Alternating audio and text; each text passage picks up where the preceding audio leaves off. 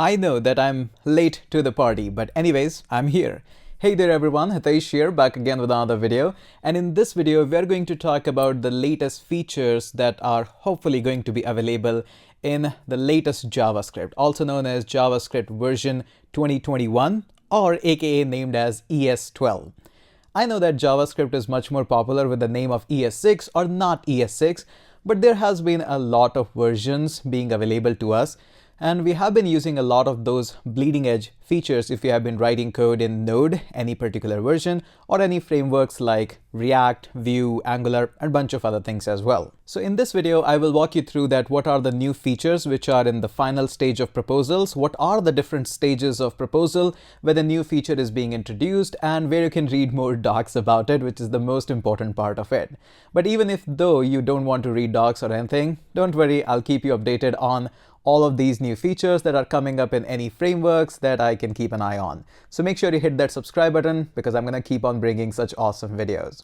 So the first and the most important thing before we go on to the computer screen is that these features are not going to be available to you right out of the box. So how you can access them in case you want to give them a try. With a fair warning, I would say never ever deploy these kinds of things in the production. You're going to make a whole lot of mess for everybody. So stay out of production. But just for fun, if you want to have these features, let me show you that how you can actually have them. The first thing that you have to notice is that it's going to be available in the different version of the node. So if I go ahead and say node-v, it says 15.8.0. which is one of the bleeding edge version of the Node.js. If I go up simply on the website nodejs.org, we're going to go ahead and see that the 15.8.0 is the current version and the LTS is 14. And in most of the cases in the production, you're going to find yourself in somewhere around 12-ish versions. So we are already way ahead of it. So one of the easiest way to get is simply go ahead and download the latest version. But again, please don't use this in the production. Now I have gone ahead and set up a simple VS Code with this latest version of Node.js, and we're going to write and see some of the codes up here. Now some of these features are really interesting and the easy ones. Let me show you the one here. So let's just say if we are going to go ahead and have a simple string. So let's just say this is a simple string, and I'm going to simply write a simple words here that do Yahoo people use Yahoo search. Okay, nice and easy. And what we want to do in this case is we want to just replace it with a little bit. So for these kinds of things, what we have been doing is, let's just say I want to construct a new string with that. And I want to replace a few things. So I'm going to just take the existing string and I'm going to go ahead and use the very popular replace method. And the replace, there are a couple of ways how you can actually use it. The first one being very simple is you provide the keyword that you want to replace, and the second one, what is going to be the replacement word here. So that's pretty easy. And the results are also expected. So we're going to go ahead and simply say console.log and please log me out this new string. There we go. Now in these cases, it's really simple and the output is going to be expected. So let me show you that. All I have to do is simply say node and please run this. First, I need to save this and run this one. So it simply replaces the first instance of the Yahoo with whatever we have provided. Now, with the new version of the ES6, or I should rather say ES12, what is being introduced is you can actually use this replace all, which acts as a global regex. Let me show you that what it actually means. So I'm going to go ahead and open up the browser. And I've been using this website regexr for quite some time, and it's pretty nice one actually. Now in this, you can see that at the very end there is a flag which says /g, which is standing for the global. You can actually turn off this flag on, and I've been teaching this regex using this website for quite a long, and this is exactly what this replace all brings us to the party. So what you can do is now if you use this replace all, it's going to replace all the instances of that. So now if I run this, you can see that now both the instance of the same words are being changed up here. Now in case you want to use it in the regex format, again, it's really almost the same. You have to use these two slashes and then a G, which is a global mode for that. So that is really the easiest one to have this one. So that's the feature number one, which is being proposed. Don't worry, I'll show you the docs of the proposed features as well, but in a minute. So that's our very first thing. Let's go ahead and remove this one, and also let's clean the console as well. Now, the second feature that we're going to talk about is actually related to the promises. Promises are already very much powerful in the latest and modern version of JavaScript, but there's a little bit more and kind of a welcoming feature up here. So let me show you that. So let's first go ahead and create a couple of promises, of course, the fake ones. So I'm going to simply say reject me is the first one. And we're going to simply say I want to create a promise, which is not going to do anything. This one is going to just reject. So I'm going to go ahead and add a void here and then simply a reject. And this is going to go ahead and fire up a callback just like this, and then simply go ahead and reject. I'm going to zoom out a little bit. There we go. Nice and easy.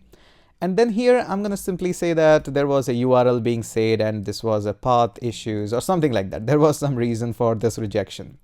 Now, similarly, we can go ahead and say we are going to have a resolve me. And this resolve me, again, the same style of promises that we are going to be creating. There we go. And in this one, we're going to simply say resolve, and which is going to go ahead and resolve. Resolve. There we go. Okay, so not resolve me. This is a classic resolve from the promises. So there we go.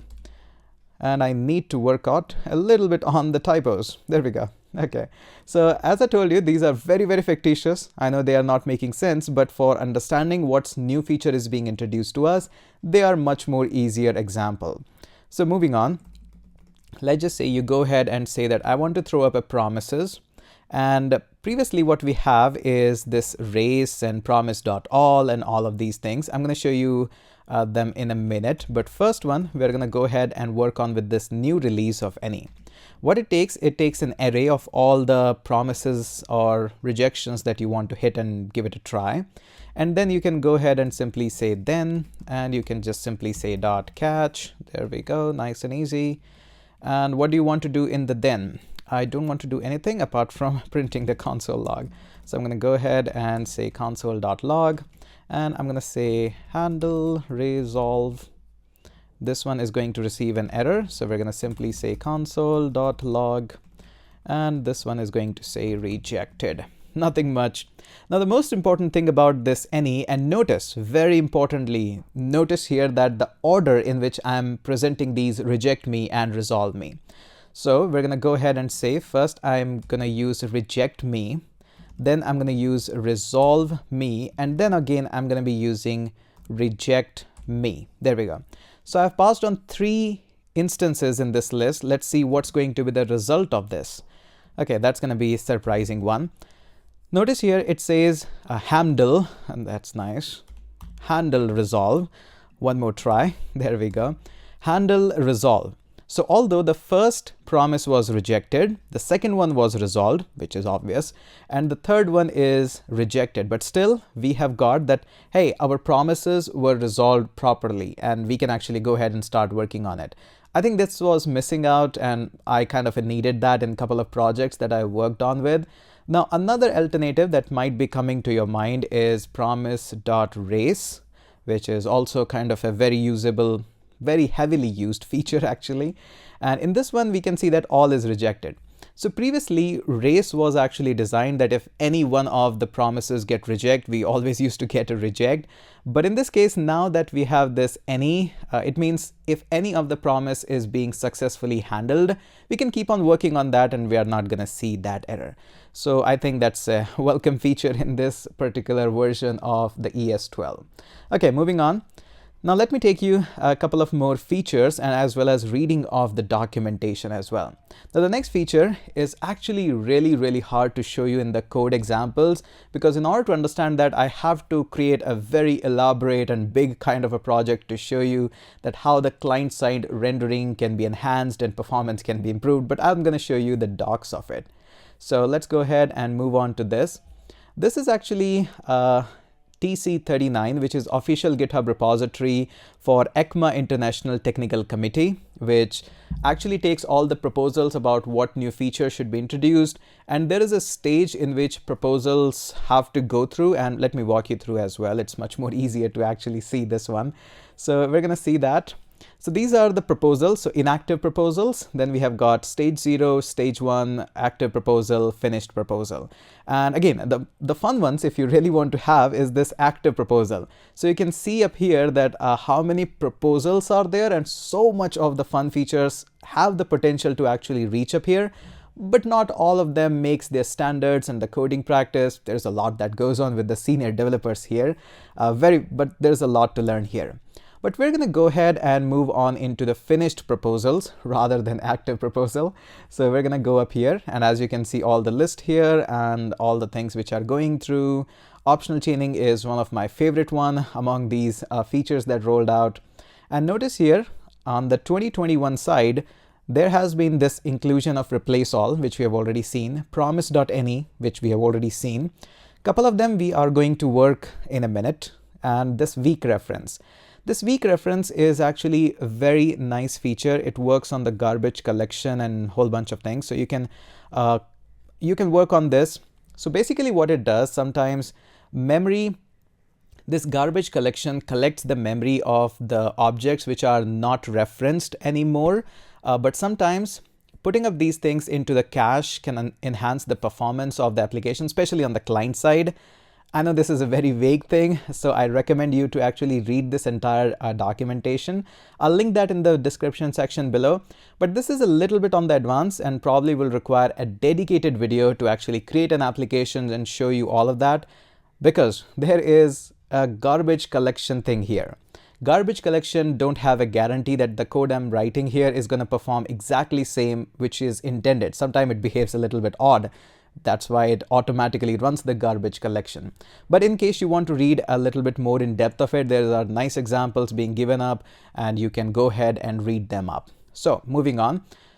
If you want me to make an example, that's going to take some time, but of course you can request that in the comment section, and I'll surely take a look on that.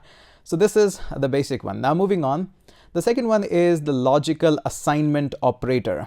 Let me show you an example of that, because that is actually a fun thing and probably a little bit easier one. So we have seen things like plus equals, which actually adds the thing and assign as well. We have seen asterisk equal or multiply equal, which also multiplies it and assigns that. Now similar to that, new things are available, which are and equal. Again, you guessed it right, logical and assignment operator. We have these guys as well, which is logical or and equal, and also we can use these temporary kind of optional and an equal. So let me give you a kind of a vague example. It's not going to be much more kind of a practical one, but you'll understand the thing. So let me go ahead and say that this is going to be a function where you are calculating cart total, if I can write that, and in that somebody passes you a value. And what you do actually, you go ahead and simply say console.log, and you say your total is, there we go, and we go ahead and combine a value there.